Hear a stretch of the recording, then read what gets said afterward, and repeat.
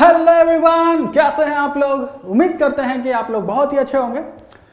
तो आगे बढ़ने से पहले यानी कि ऑपरेशनल एम्पलीफायर का जो हम आगे चैप्टर पढ़ने वाले थे, जो आगे टॉपिक पढ़ने वाले थे कि ऑपरेशनल एम्पलीफायर से आगे क्या क्या बनता है, उससे क्या क्या बनाया जा सकता है। जैसे कि पहले वाले में कुछ समर पढ़े थे, ठीक है।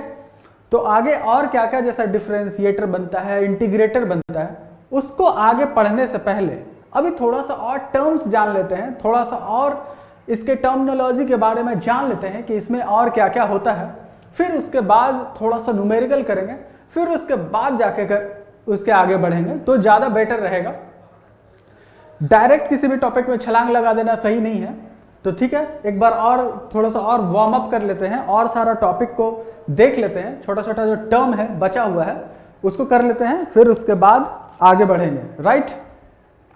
तो आज जो जो टॉपिक देखने वाले हैं वो है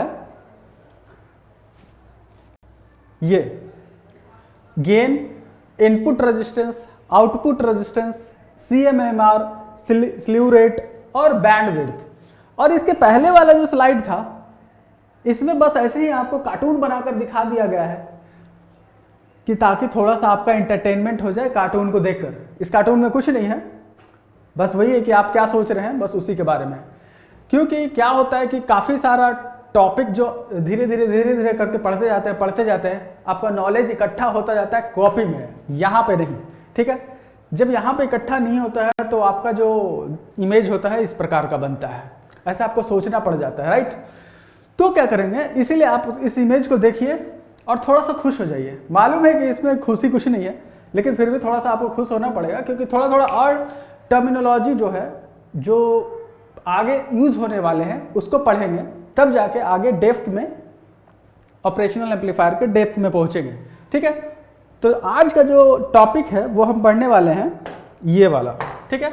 गेन के बारे में पढ़ेंगे, इनपुट रेजिस्टेंस के बारे में पढ़ेंगे, जो कि आपको पता है इनपुट रेजिस्टेंस इनफाइनाइट होता है प्रैक्टिकल के केस में, ओके राइट। आउटपुट रेजिस्टेंस जो मेन आज का टॉपिक है, जिसके लिए आज स्पेशल ये वीडियो बनाया जा रहा है, वो है CMMR, common mode rejection ratio और स्लीव रेट, ठीक है, एंड थोड़ा सा बैंडविड्थ, राइट। तो आज सबसे ज्यादा इंपॉर्टेंट जो है वो है कॉमन मोड रिजेक्शन रेशियो और स्लीव रेट, ओके। बाकी आपको पता है, बाकी कॉमन चीज है, नॉर्मल चीज है, इनपुट रेजिस्टेंस, आउटपुट रेजिस्टेंस बार बार आप देखते आ रहे हैं, ओके राइट। तो चलिए आगे बढ़ते हैं। गेन, तो गेन में क्या है, the ideal op amp would have infinite open loop differential gain, okay. तो आपको पता है जो गेन होता है वो इनफाइनाइट होता है आइडियल के केस में, okay. But in practical circuit using op amp the gain falls short of the infinite value. यानी कि प्रैक्टिकल के केस में क्या होता है, इनफाइनाइट तो बिल्कुल नहीं होगा। आपका जो नोट्स है उसको पीछे पलट के देखिएगा, कुछ 10⁻6 होगा, राइट। तो वो आपको याद रखना है ताकि आगे जितनी भी बार ये टॉपिक आ जाए, इसका नाम गेन के बारे में जितनी भी बार ले लिया जाए, आपके माइंड में होना चाहिए कि गेन होता है इनफाइनाइट आइडियल के केस में और प्रैक्टिकल में 10⁻6, okay. The gain is often expressed in decibel. Gain को किससे डिनोट करते हैं, डेसिबल से, ओके। आपको पता है कि डिफरेंशियल एम्पलीफायर में दो इनपुट होते हैं, V1 और V2, ओके। तो डिफरेंस होता है, इन्हीं दोनों का डिफरेंस होता है V1 और V2। लेकिन यहां पे जो आपको बताना है, यहां पे जो आपको बताने की कोशिश कर रहे हैं वो ये है कि गेन को डेसिबल में कैसे लिखते हैं, ओके। 20 लॉग जो बेस होगा वो 10 का बेस होगा और output voltage by input voltage. यहां पे इनपुट वोल्टेज को V1 से डिनोट किया गया है इस डेफिनेशन में और V2 को आउटपुट वोल्टेज। तो V आउट की जगह पे आप अकॉर्डिंग टू दिस लाइन आप यहाँ पे V2 लिख सकते हैं और V इन को V1 लिख सकते हैं। आपकी मर्जी है, आप कैसे भी डिनोट कर ले, VO लिख के, VI लिख के, V आउटपुट को VO लिख दीजिए, V इनपुट को V इन लिख के, ठीक है। यहाँ पे इसके अकॉर्डिंग V2 और V1 कहा जा रहा है, राइट। तो ये आपको याद रखना है, gain is equal to 20 log V out by V in. Okay, next है इनपुट रेजिस्टेंस। इनपुट रेजिस्टेंस तो आपको पता ही है कि इनपुट रेजिस्टेंस होता है इनफाइनाइट ऑपरेशनल एम्पलीफायर का। In the case of ideal op amp का जो गेन होता है, जो इनपुट रेजिस्टेंस होता है, वो वेरी वेरी हाई होता है। प्रैक्टिकल में कितना होता है? Near 40 mega ohm. ओके, तो अब आगे बढ़ते हैं 250 किलो ओम से लेके 40 मेगा ओम तक। ओके, तो आउटपुट रेजिस्टेंस 30 मिनट। ओके, तो आउटपुट रेजिस्टेंस के बारे में बात करते हैं। आउटपुट रेजिस्टेंस के बारे में बात करते हैं तो आउटपुट रेजिस्टेंस आपको पता है कि वेरी लो होता है आइडियल के केस में, यानी कि 0 के बराबर, और उसके केस में क्या होता है? प्रैक्टिकल के केस में बिल्कुल 0 तो नहीं हो सकता है, कुछ ना कुछ तो वैल्यू होगा ही। ओके, तो बस इतना ही था आज का जो टॉपिक है आउटपुट रेजिस्टेंस से रिलेटेड। इसमें कुछ ज़्यादा आपको देखना नहीं। आउटपुट रेजिस्टेंस, इनपुट रेजिस्टेंस और जो गेन, ये जो 3 चीज़ था वो पुराना चीज़ है, पुराना टर्म्स है जो आपको बार बार बता दिया गया है। इसमें और ज़्यादा कुछ करना नहीं है, कुछ याद नहीं करना है इसमें, ठीक है। बस इतना याद रखना है कि आइडियल के केस में इनफाइनाइट होता है इनपुट रेजिस्टेंस, आइडियल के केस में इनफाइनाइट होता है गेन। ओके, और आउटपुट रेजिस्टेंस प्रैक्टिकल के केस में 100 ओम के आसपास होता है, राइट। अब बात करते हैं कॉमन मोड रिजेक्शन रेशियो, जिसके लिए ये वीडियो है, ठीक है। मेनली आज का जो वीडियो है इसी के लिए है, common mode rejection ratio, slew rate और एक बैंड विड्थ। ओके, तो इतना कुछ आज देखना है, right.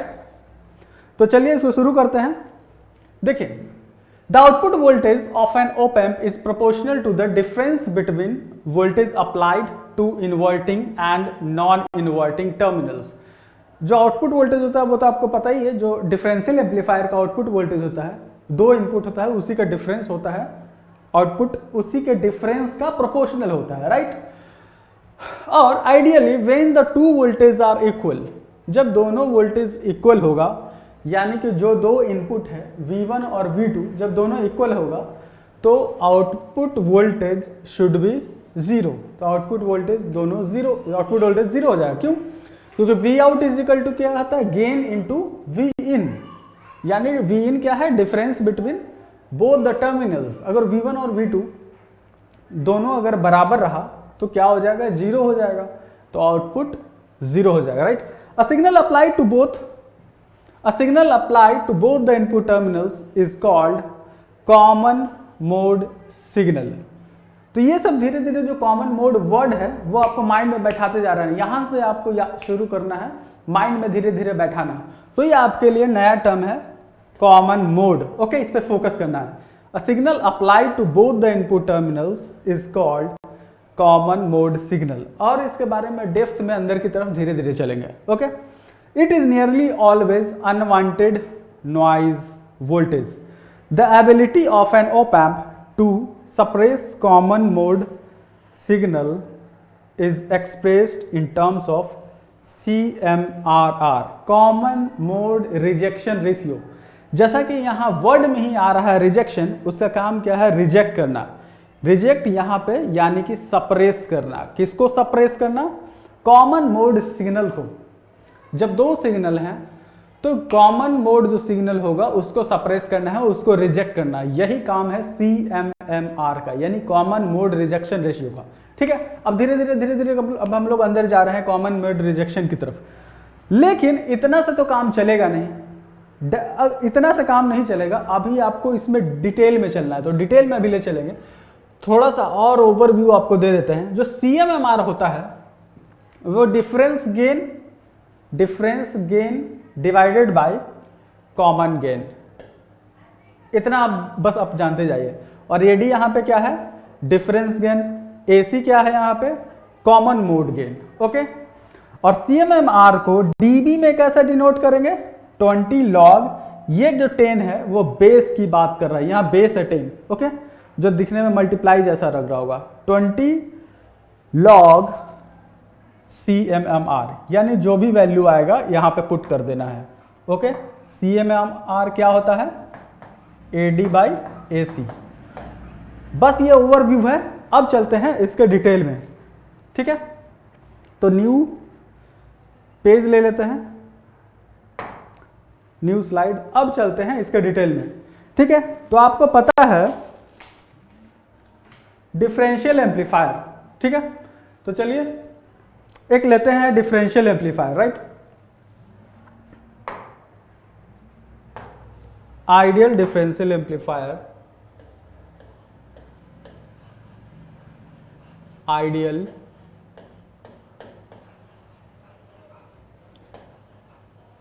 Differential, ideal differential op amp ले लेते हैं,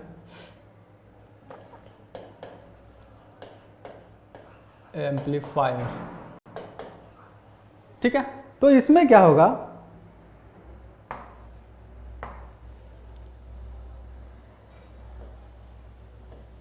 ये एक ऑप एम्प हुआ जिसका कि गेन है A1, इसका गेन है A2। अब ये गेन A1 A2 क्या है, इससे पहले ये A1 A2 जो अलग अलग बनाए हैं, इससे पहले कॉमन करके थोड़ा सा और आपके लिए आसान हो जाए, उससे पहले कॉमन करके बना देते हैं। एक सेकेंड,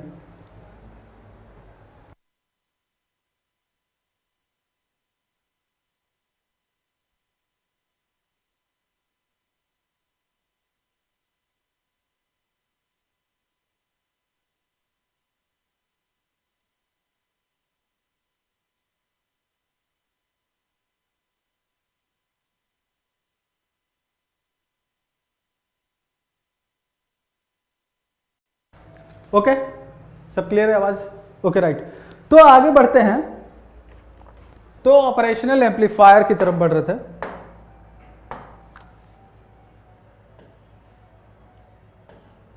डिफरेंशियल एम्पलीफायर लेते हैं,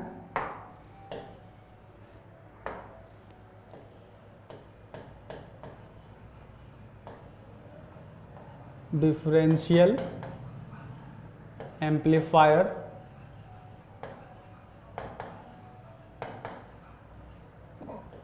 ये है डिफरेंशियल एम्पलीफायर जिसमें कि दो इनपुट होगा। ओके, A1 और A2, V1 और V2 क्या करेंगे, इसमें सप्लाई देंगे। ओके, तो यहां पे सप्लाई देंगे V1, इसमें V2, और यहां पे जो आउटपुट आएगा V0, यानी आउटपुट वोल्टेज। डिफरेंशियल एम्पलीफायर का दो इनपुट वोल्टेज हो गया। अब इन दोनों के बीच जो डिफरेंस होगा उसको हम डिनोट करते हैं VD से, राइट। अब इसका जो गेन होगा, इस डिफरेंशियल एम्पलीफायर का जो गेन होगा उसको हम डिनोट कर रहे हैं AD से। ओके, अब यहां पे आउटपुट क्या आएगा, V0 is equal to AD VD। Okay, और VD आपको पता है, VD आपको पता है क्या है, V1 minus V2, V1 minus V2। VD क्या है, इन दोनों के बीच का difference, VD is equal to V1 minus V2। Okay, तो आउटपुट में क्या आ गया, V0 is equal to AD into V1 minus V2। Okay, इसको मान लेते हैं इक्वेशन 1। यहां पे AD क्या है, डिफरेंस गेन। ओके, तो ये लिखते चलेंगे ताकि आपको आसानी से क्लियर हो। ये कलर दिख रहा है, AD इज इक्वल टू क्या है यहां पे, difference gain, difference gain. Okay, और VD क्या है, डिफरेंस वोल्टेज। VD क्या है, difference voltage.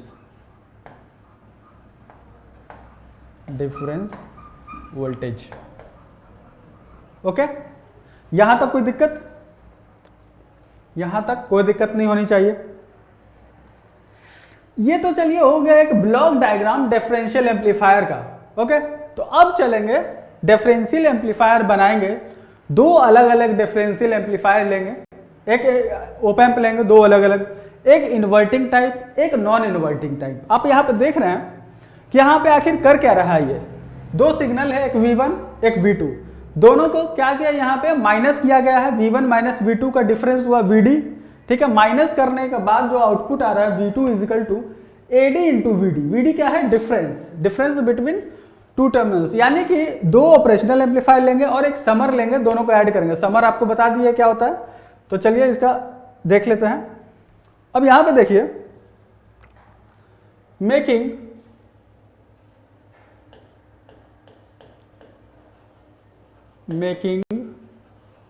Differential amplifier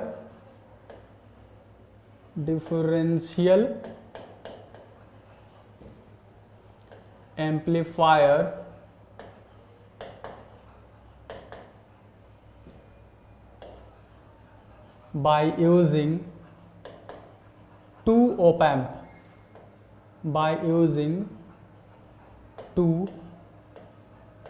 op amp,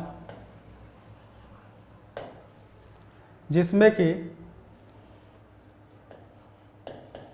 in which one op amp having phase shift is 0,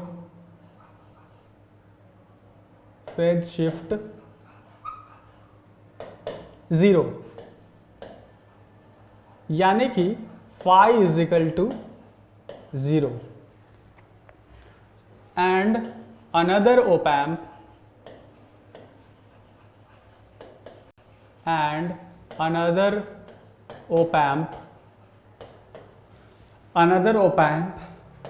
having phase shift 180 degree, यानी कि phi is equal to 180 degree, ठीक है। और दोनों को फिर जो आउटपुट होगा दोनों का, ओप एम्प 1 और ओप एम्प 2 का जो आउटपुट होगा उसको क्या कर देंगे, उसको समर में भेज देंगे। समर क्या करता है, दोनों को सम करता है। ओके, दोनों को ऐड कर देगा, राइट। तो यहां पे बनाएंगे 1 2 और यहां पे बनाएंगे समर। इसमें देते हैं इनपुट V1, इसमें देते हैं इनपुट V2, ठीक है। और इसका जो गेन होगा A1 और A2, ठीक है। इस एम्पलीफायर का गेन A1, इस एम्पलीफायर का गेन A2, ठीक है। अब दोनों का आउटपुट जो होगा समर से पास होगा।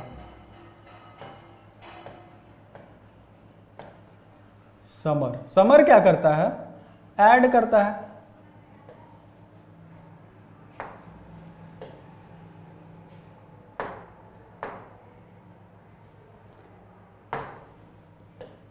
अरे यार कौन सा कलर था, ये था। समर क्या करता है, ऐड करता है, ठीक है। तो ये इसका आउटपुट क्या निकल के आएगा, A1 V1। इसका आउटपुट क्या निकल के आएगा, A2 V2। ओके, अब समर इन दोनों को ऐड करेगा तो इसका आउटपुट क्या निकल के आएगा, V0 is equal to A1 V1 plus A2 V2। ये हुआ यहां पे इसका एडिशन। तो यहां तक आपको समझ में आया, ठीक है। आप एक बार देख लीजिए, यहां पे साइड हो जाते हैं, यहां पे देख लीजिए पूरा, यहां पे समझ में आया, पूरा क्लियर है। आप बता सकते हैं कमेंट में नीचे करके। अब ये जो वी नॉट आया, जो आउटपुट आया है, इसको मान लेंगे इक्वेशन नंबर 2। अब बार बार इक्वेशन मानते जा रहे हैं, क्यों मानते जा रहे हैं? ताकि इसका आगे जरूरत पड़ने वाला है, CMMR को समझने में कोई दिक्कत नहीं आनी चाहिए, ये सबसे इंपॉर्टेंट टर्म है। ओके, अब जैसे कि एग्जाम्पल के रूप में लेते हैं, एग्जाम्पल में A प्लस माइनस B, इन दोनों को क्या करेंगे? ऐड करेंगे तो क्या आएगा? A plus B। इसमें A क्या हुआ? इसमें 0, फेज शिफ्ट 0 है, यानी फाई इज इक्वल टू 0, और ये क्या है? जस्ट उल्टा। उल्टा हो जाने के कारण क्या हो जाएगा? क्यों होता है उल्टा? फाई इज इक्वल टू 180, ये सब धीरे धीरे बताए थे आपको। तो यहाँ पे फेज शिफ्ट क्या है इसका? बताया था कि एक ऑपरेशनल एम्पलीफायर का फेज शिफ्ट 0 होगा और दूसरे वाले का 180 होगा, तो वो उल्टा हो जाएगा। इसका है 0 और इसका है 180। 0 हो गया, तो इसका मतलब क्या हुआ? नॉन इनवर्टिंग वाला, ये नॉन इनवर्टिंग, और ये इन्वर्टिंग टाइप। ठीक है, और दोनों जाकर यहां पे ऐड हो गया। यहां तक कोई दिक्कत? यहां तक तो कोई दिक्कत नहीं होनी चाहिए। ठीक है, तो चलिए अब आगे चलते हैं। अब लेते हैं एक एग्जाम्पल।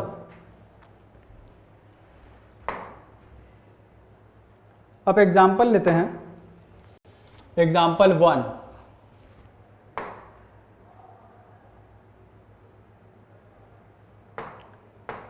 एग्जाम्पल 1 में लेंगे A1 इज इक्वल टू 10 और A2 इज इक्वल टू -10, यानी कि A1 और A2 को जो मैग्नीट्यूड है वो दोनों बराबर है। यहां पे क्या देख रहे हैं? A1 और A2 का जो है मैग्नीट्यूड क्या है? दोनों बराबर है। तो दोनों बराबर हो जाने के कारण अब इक्वेशन 2 देख लेते हैं। यहां पे पुट करें तो क्या हो जाएगा? A1 10 है, A2 -10 है, तो यहां पे पुट करते हैं। V0 is equal to A1 V1 -10 V2।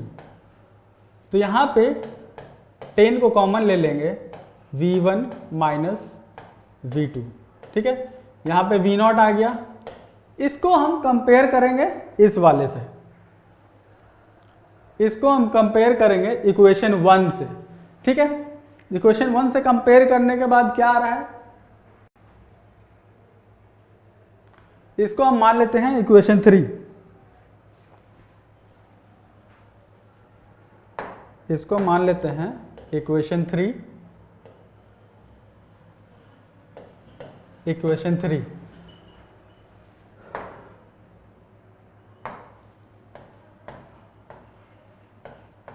Compare equation 3 with equation, किससे कंपेयर करेंगे?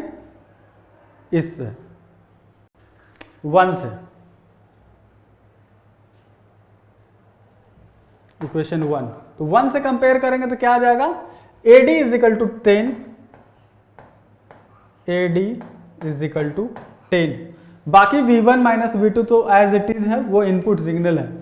तो AD इज इक्वल टू यहाँ पे 10 आ रहा है, यानी कि डिफरेंस गेन 10 दिखाई पड़ रहा है उससे कंपेयर करने के बाद।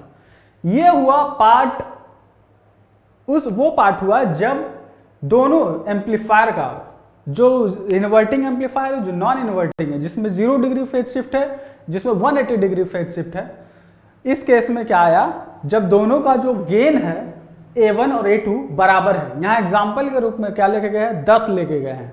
एग्जाम्पल 10 लेके गए, तो AD सिर्फ और सिर्फ वैल्यू आया है डिफरेंस गेन कितना? 10। ठीक है, तो यहाँ पे मेन जो वैल्यू है, मेन यही है, राइट। अब बाकी जो डिफरेंस है वो तो पता ही है, VD तो सेम V1 माइनस V2, इसमें तो कोई दिक्कत नहीं है। अब लेंगे एग्जाम्पल नंबर 2, जिसमें कि दोनों का मैग्नीट्यूड अलग अलग रहेगा। ओके, तो चलिए नेक्स्ट एग्जाम्पल 2, यहां पे क्या लेंगे, A1 का magnitude is not equal to A2 का मैग्नीट्यूड। यहां पे ऑपरेशनल एम्पलीफायर 1 और ऑपरेशनल एम्पलीफायर 2, 1 जिसका 0 डिग्री फेज शिफ्ट था और दूसरा ऑपरेशनल एम्पलीफायर जिसका फेज शिफ्ट 180 डिग्री था। ठीक है, एक का गेन A1 है, एक का गेन A2 है, यहां पे बराबर नहीं है। पिछले वाले एग्जांपल में क्या लेके चले, A1 और A2 बराबर है, दोनों 10-10 करके एग्जांपल भी लेके चले थे। ठीक है, तो चलिए इसको आगे बढ़ाते हैं। यहां पे देखिए, यह है V1, वोल्टेज V1 का लेवल मान लेते हैं। ठीक है, और यह है V2। ओके, V1 और V2 के बीच का जो डिफरेंस होता है, V1 और V2 का जो डिफरेंस होता है वो उसी को VD बोलते हैं, तो इसको बोलेंगे VD।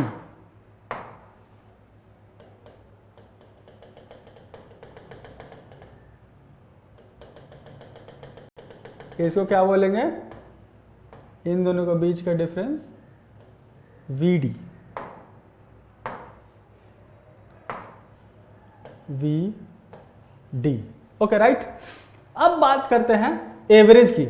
V1 का कुछ वैल्यू होगा, V2 का कुछ वैल्यू होगा। अब इन दोनों का एवरेज निकालेंगे तो आपको पता है कि एवरेज क्या होता है, बीच बीच का होता है। ठीक है, यानी कि इन दोनों का एवरेज निकालेंगे तो मीन यहां पे निकल के आएगा, ये बीच में।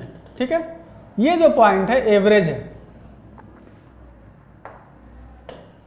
ये जो पॉइंट है एवरेज है। एवरेज को बोलते हैं VC, यानी कॉमन मोड सिग्नल। ओके, इन दोनों को जो मैग्नीट्यूड होगा, ये क्या है, पूरा का पूरा लेंथ जो है VD है, तो ऊपर का हाफ और नीचे का हाफ VD/2 हो जाएगा, VD/2, और ये भी क्या हो जाएगा, VD/2। तो VC यहां कितना निकल के आएगा, VC is equal to V1 plus V2/2। यही होता है एवरेज, ऐसे ही निकालते हैं एवरेज, V1 प्लस V2/2। इन दोनों वैल्यू का जो 2 से डिवाइड कर देंगे तो एवरेज निकल जाएगा।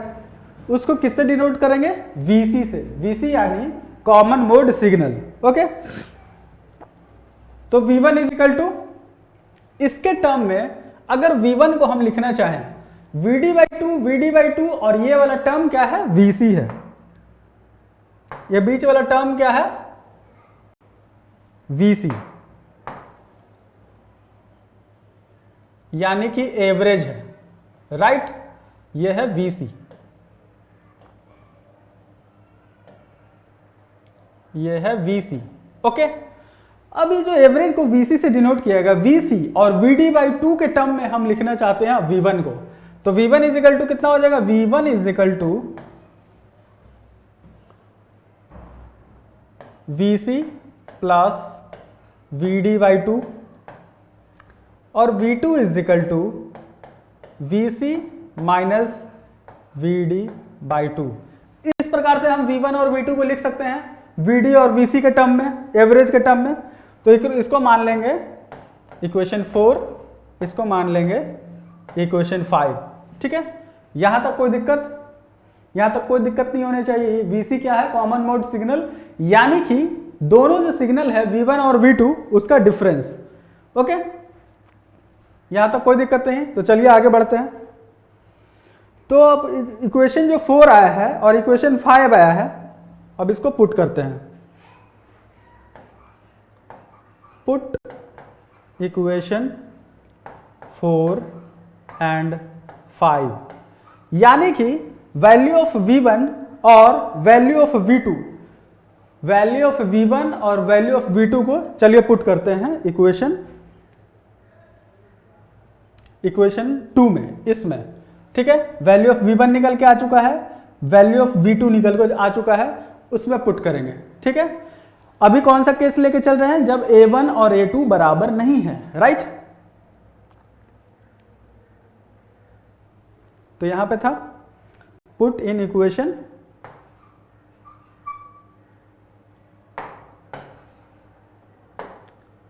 4 and 5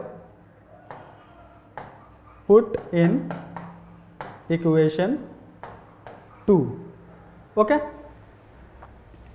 तो इक्वेशन 2 कितना है आपका? इक्वेशन 2 है V not is equal to A1V1 plus A2V2. ठीक है, तो A1 V1 का वैल्यू कितना है? यह है इक्वेशन 2 आपका. A1 V1 कितना है? VD plus VC plus VD/2.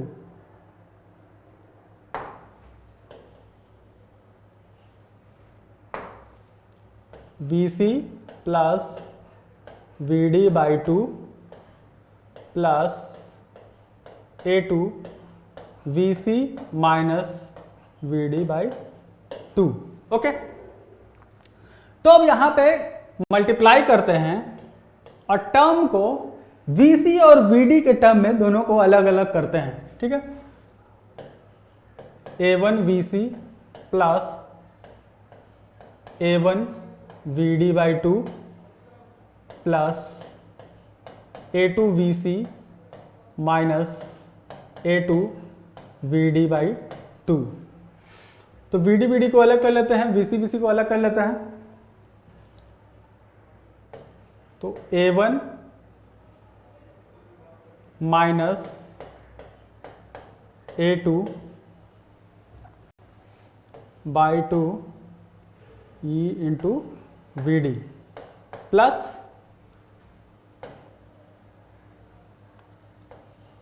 A1 plus A2 into VC. ठीक है, VD और VC के टर्म में इसको अलग अलग कर लिए. ओके, यह आ गया इक्वेशन नंबर 6. ये आ गया आपका इक्वेशन नंबर 6. तो यहां पे जो A1 माइनस A2/2 आया है, ये क्या है? इसको हम नाम दे देंगे AD, इसको हम नाम दे देंगे AC, यानी कॉमन मोड गेन.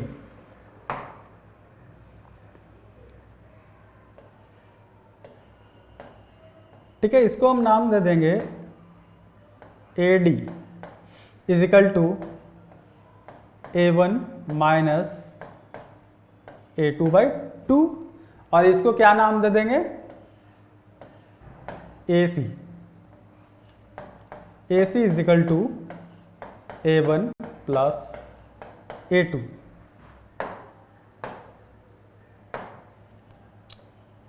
अब ये क्या है?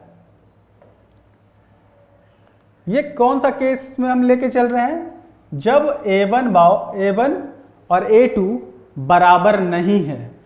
पॉइंट टू बी नोटेड, जब A1 और A2 बराबर नहीं है तो यहां दो टर्म निकल के आ रहे हैं, आपका AD और AC.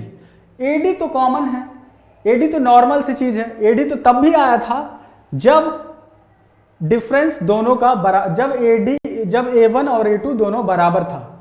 अब यहां पे तब भी आया है AD जब A1 और A2 बराबर नहीं है. लेकिन ये नया चीज क्या निकल के आया है? A1 प्लस A2 यानी AC, कॉमन मोड गेन निकल के आया है यहां पे. तो ये चीज एक्स्ट्रा आ रहा है यहां पे. ठीक है, पहले तो ये सिर्फ था, AD सिर्फ था, अब यहां पे एक्स्ट्रा चीज निकल के आ गया है AC. तो यहां से आपका CMMR का कहानी शुरू हो जाता है. राइट, तो चलिए यहां पे यहां तक नोट करिए, फिर इसके बाद बढ़ते हैं कॉमन मोड रिजेक्शन रेशियो की तरफ. राइट, यहां तक कोई दिक्कत नहीं.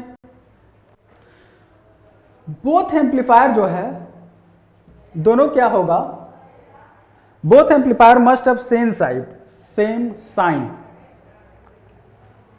यहां तक नोट करिए, फिर उसके बाद आगे बढ़ते हैं.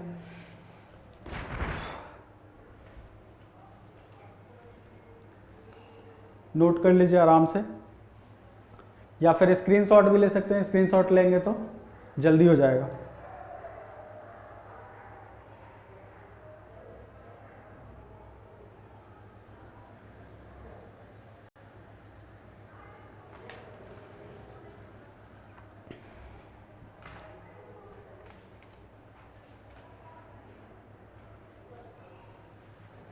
तो चलिए शुरू करते हैं।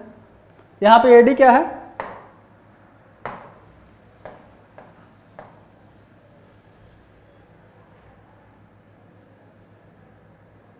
एसी है, कॉमन मोड गेन,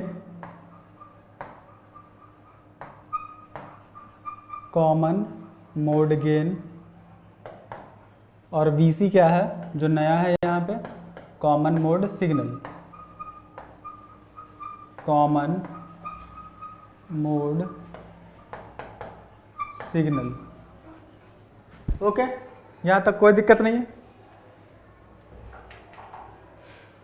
तो कॉमन मोड, ये कॉमन मोड गेन हो गया और कॉमन मोड सिग्नल आ गया यहाँ पे।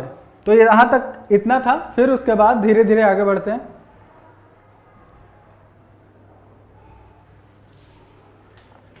ओके, तो चलिए अब क्या करेंगे, आइडियल के केस में यहां से आगे बढ़ते हैं। तो आइडियल के केस में क्या होता है, आपको पता है कि आइडियल के केस में AC इज इक्वल टू क्या होता है, 0 होता है। ठीक है, यानी कॉमन मोड गेन जो होता है 0 होता है। तो कॉमन मोड 0 होने के कारण ही सिर्फ और सिर्फ जो टर्म रहता है वो AD का रहता है, यानी कि डिफरेंस गेन। तो चलिए इसको और थोड़ा प्रैक्टिकली देख लेते हैं। अब यहां से आपका आता है CMMR in the picture, common mode rejection ratio. सही था,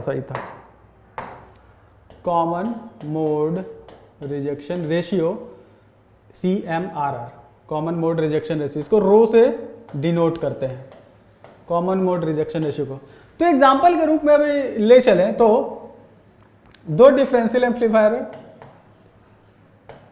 1 2, ठीक है, ये डिफरेंशियल 1 और 2, और दोनों का जो गेन यहां पे निकल के आया था, यहां पे दो टर्म निकल के आया था, AD और AC। अब थोड़ा थोड़ा प्रैक्टिकली आप देखिए, दो टर्म AD और एक टर्म AC, ठीक है।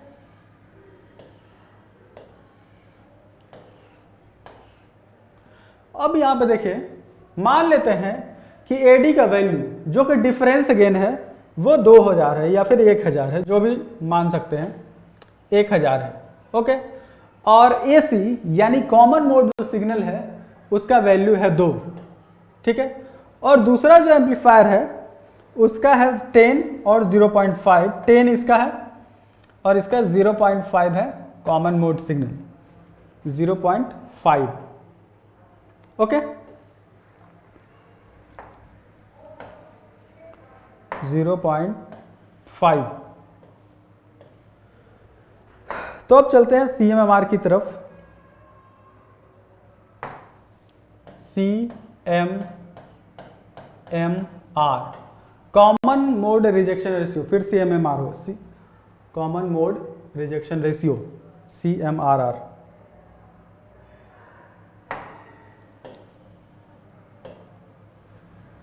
CMRR,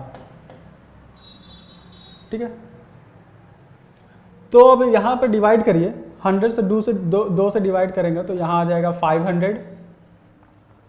10 को 0.5 से डिवाइड करेंगे तो कितना आ जाएगा, 20, ओके। यहां तक क्लियर है।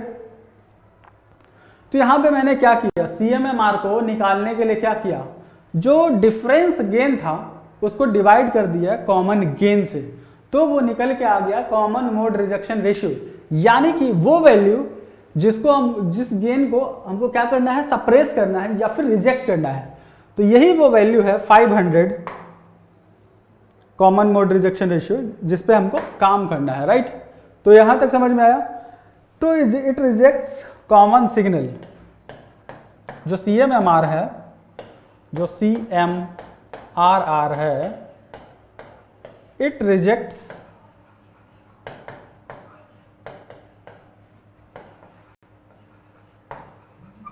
Common mode signal, okay, it rejects common mode signal that we don't want, ये हमको नहीं चाहिए जो सिग्नल, ठीक है, जो कि अनवांटेड होता है वो हमको नहीं चाहिए, राइट, अनवांटेड होता है, ठीक है। लेकिन आइडियल के केस में, चलिए थोड़ा सा और इसके चलते हैं, तो आपको पता है यहां से निकल के आया CMMR, यार कॉमन मोड रिजेक्शन है, CMRR, जिसको हम रो से डिनोट करते हैं, वो आपका निकल के आया AD/AC, AD/AC in magnitude only. Ideal के केस में क्या होता है, आइडियली AC इनफाइनाइट होता है, AC क्या होता है, AC 0 होता है, सॉरी, आइडियली क्या होता है, AC 0 होता है, 0 होता है, जिस वजह से CMRR कितना हो जाएगा, RR, यानी कि रो कितना हो जाएगा, ये हो जाएगा इनफाइनाइट। तो आपको यहां से क्या पता चला कि आइडियली CMRR इनफाइनाइट होता है, राइट, CMRR कितना होता है, इनफाइनाइट, और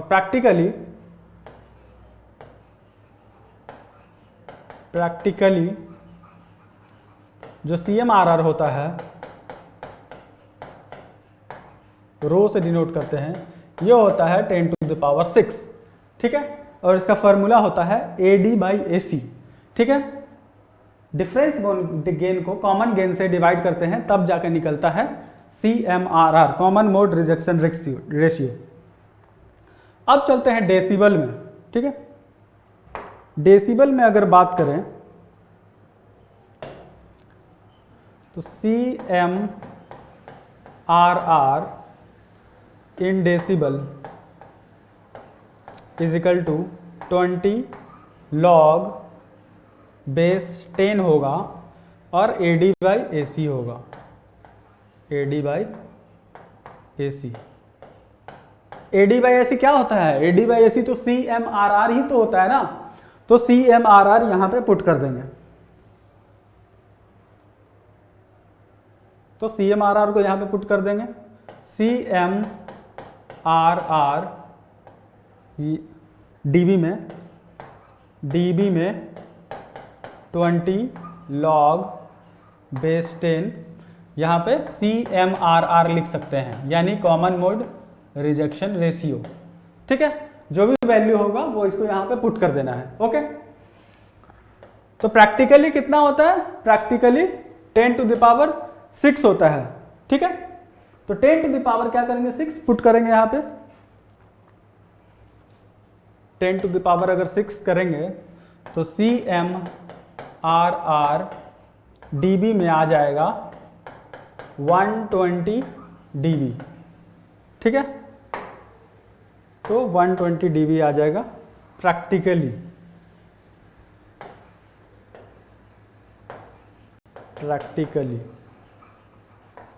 यहां पे क्या पुट किया गया है, यहां पे पुट किया गया है CMRR का value rho is equal to 10⁶ put किया गया है dB में, ठीक है। 10⁶ पुट करने के बाद आ गया 120 dB, ओके, राइट। तो ये हुआ आपका CMRR। तो यहां तक आपको समझ में आ गया होगा, उम्मीद करते हैं। तो देखिए आपका इतना स्लाइड रेडी हो गया, ये आपको 1 बाई 1 नोट कर लेना है कॉपी में ताकि क्लियर हो जाए, ठीक है। सबसे पहले एक आइडियल डिफरेंशियल एम्पलीफायर लिया गया, ठीक है, जिसमें कि एक इन्वर्टिंग होता है, नॉन इन्वर्टिंग होता है, ये V0 AD इतना आ गया। फिर उसके बाद दो पार्ट में अलग अलग कर लिया गया, जिसमें कि नॉन इन्वर्टिंग होता है, एक इन्वर्टिंग होता है, एक का 0 डिग्री फेज शिफ्ट, एक का 180 डिग्री फेज शिफ्ट, ओके। तो ये आगे बढ़ के फिर दोनों को ऐड करता है। ये आगे का कार्यक्रम है जो आपको पूरा डिटेल में बता दिया गया है, इसमें कोई दिक्कत नहीं होनी चाहिए आपको। तो चलिए अब चलते हैं आगे। आगे जो है स्लीव रेट, अब आगे हम बढ़ेंगे स्लीव रेट की तरफ। स्लीव रेट क्या होता है? It is the time rate of change, it is the time rate of change of close loop amplifier negative feedback output voltage under large signal condition. तो सबसे इंपॉर्टेंट वाला part जो है, अभी डिराइव करेंगे तो वो तो क्लियर हो ही जाएगा, लेकिन सबसे इंपॉर्टेंट वाला पार्ट जो है ये है आपका, ओके, वोल्ट पर माइक्रोसेकंड। इसका यूनिट क्या होता है? वोल्ट पर माइक्रोसेकंड। ये हुआ यूनिट, किसका यूनिट? ये हो गया यूनिट स्लीव रेट का, ओके राइट। तो चलिए आगे पढ़ते हैं slew rate. Slew rate is equal to dV not by dt maximum. यहां पे क्लियरली लिखा हुआ है, it is the time rate of change of close loop amplifier negative feedback output voltage under large signal condition. Large signal condition कहने का मतलब ही यहां maximum हो गया, ओके। तो ये है आपका slew rate, maximum rate of change of output voltage, maximum rate of change of output voltage, maximum rate of change of output voltage with respect to time, okay. तो चलिए इसको आगे डिराइव करते हैं और देखते हैं क्या क्या आएगा। तो slew rate is equal to, आगे इसको और खोलते हैं, dV नॉट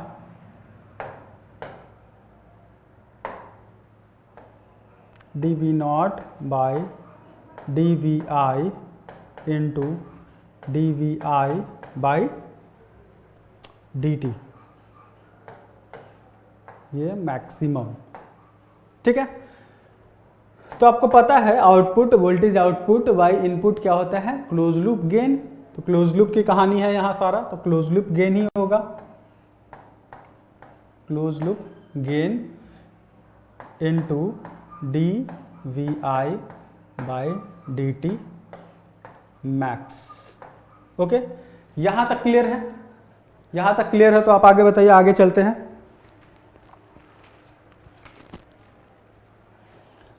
अब आगे हम करेंगे इसके क्या, अब निकालेंगे VI बाई ये वाला dVi बाई dt, ठीक है, मैक्सिमम वाला कंडीशन लेके, मैक्सिमम फ्रीक्वेंसी ऑफ ऑपरेशन, ठीक है।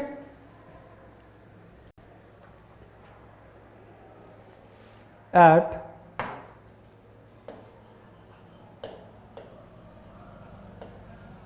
मैक्सिमम फ्रीक्वेंसी ऑपरेशन,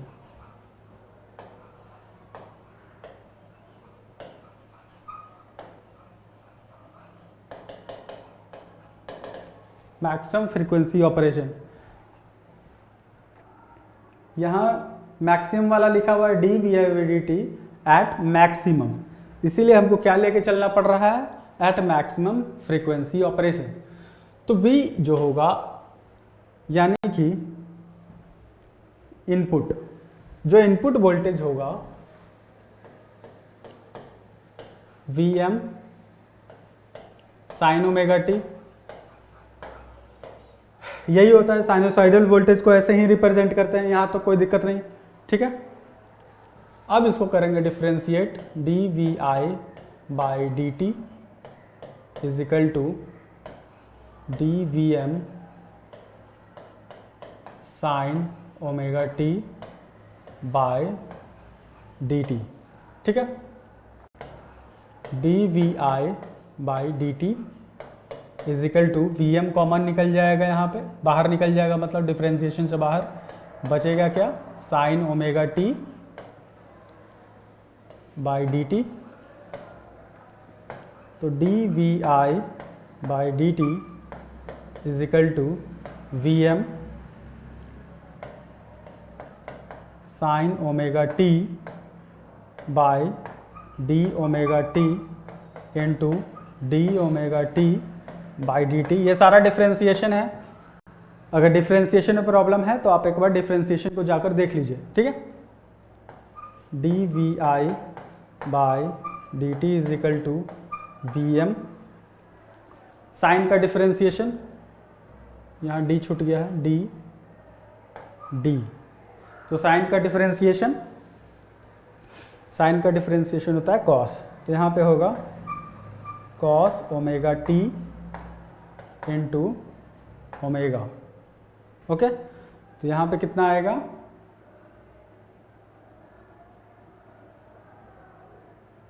तो यहाँ पे आएगा D V I by D T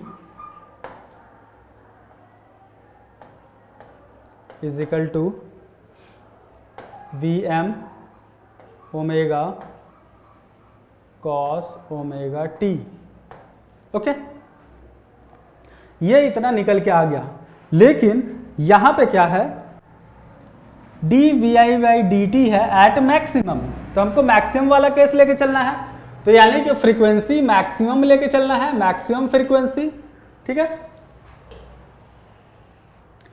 तो omega is equal to put करेंगे omega M, omega is equal to put करेंगे ओमेगा एम, ओमेगा एम क्या है, maximum frequency. Okay, omega frequency होता है, तो चलिए पुट करते हैं D V I by D T maximum is equal to V M, यहाँ ओमेगा की जगह हो जाएगा मैक्सिमम और कॉस ओमेगा एम टी, ठीक है, हर जगह जहां जहां।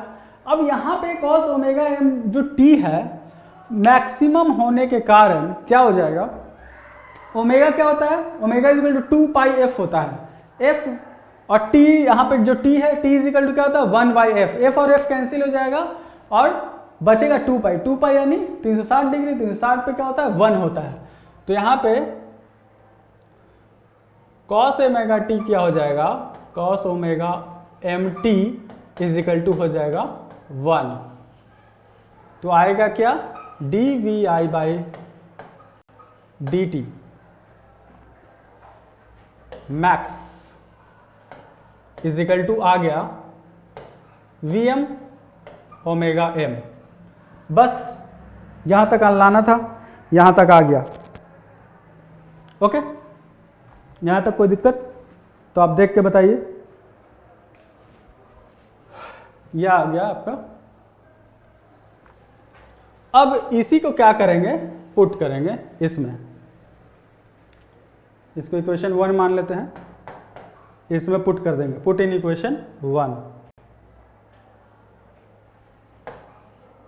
पुट इन इक्वेशन 1, यानी कि जो इक्वेशन था हमारा slew rate is equal to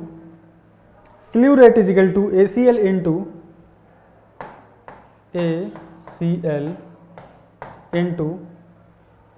sorry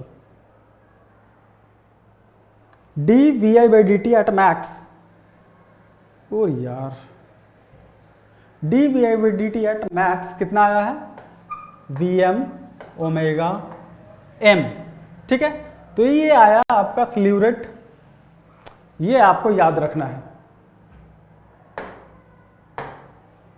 ये आपको याद रखना है।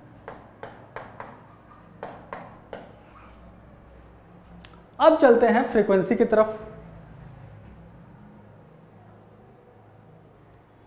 तो फ्रीक्वेंसी क्या होता है, ओमेगा एम निकालते हैं, omega M is equal to omega M is equal to यहां से slew rate divided by ACL और VM। Okay, VM is equal to 2 pi FM is equal to slew rate divided by ACL VM।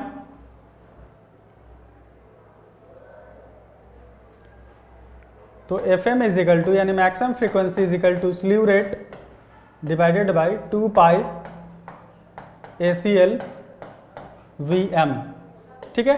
तो ये आ गया frequency और ये आ गया radian वाला ओमेगा। तो ये सारा आपको याद रखना है, ये भी आपके लिए इम्पोर्टेंट हो गया और ये भी इम्पोर्टेंट, ये आपको याद रखना है, ठीक है। चाहते तो ये डायरेक्ट फॉर्मूला लिख सकते थे, लेकिन डिराइव करना ज़्यादा बेटर रहेगा ताकि आपका कॉन्सेप्ट और भी ज़्यादा क्लियर हो, ठीक है। क्लियर है? इस स्क्रीन पे दिख रहा है क्लियर? नहीं दिख रहा है तो आप वीडियो को सीधे से देखेंगे, फिर से देखेंगे तो आपको पूरा क्लियर पता चलेगा, राइट। तो चलिए आगे बढ़ते हैं।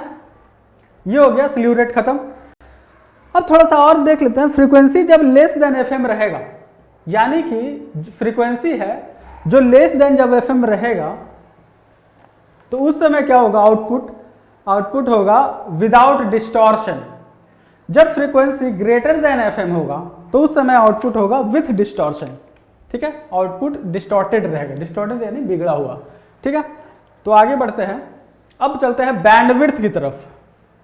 ये है आपका बैंडविड्थ का graph. The open loop voltage gain of an op amp is not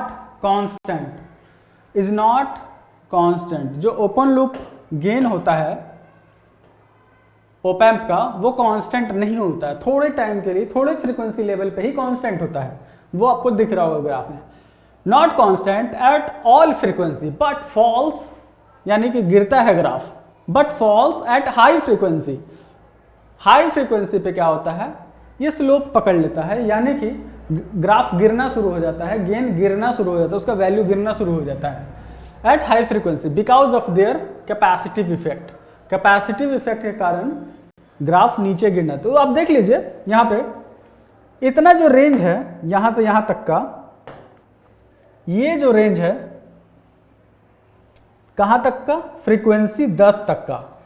जब 10 हर्ट्ज तक फ्रीक्वेंसी है उस समय क्या है, कांस्टेंट है, गेन क्या है, कांस्टेंट है। बस यही रेंज है जहां पे क्या रहता है, gain constant, gain constant. 10 hertz के बाद क्या हुआ, जहां पे ये टर्न होना शुरू होता है उसको बोलते हैं 3 dB पॉइंट, -3 dB पॉइंट, क्योंकि नीचे की तरफ आ रहा है, ठीक है। अब ये स्लोप क्रिएट किया, -20 dB पर डिकेड का ये स्लोप क्रिएट हुआ, जहां पे खत्म हुआ उसको बोलते हैं यूनिटी गेन, ओके। तो ये था बैंडविड्थ का नॉलेज कि क्या ग्राफ जो होता है, यूनिटी जो बैंडविड्थ है, क्या गेन ऑलवेज कांस्टेंट होता है? नहीं, ऑलवेज कांस्टेंट नहीं होता है, बस थोड़े टाइम के लिए होता है, थोड़े फ्रीक्वेंसी लेवल तक का, 10 हर्ट्ज तक ही ये कांस्टेंट होता है, उसके बाद गिरना शुरू हो जाता है बिकॉज ऑफ कैपेसिटिव इफेक्ट। अब देख लेते हैं क्या आगे कुछ है, नहीं आगे कुछ नहीं है, ठीक है। आगे बस थैंक यू। तो नेक्स्ट लेक्चर में मिलेंगे थोड़ा बहुत न्यूमेरिकल के साथ, ताकि CMMR, स्लीव रेट, इन सबको और अच्छे से आप समझ पाएं, ठीक है। तो आज के लिए इतना ही, थैंक यू वेरी मच।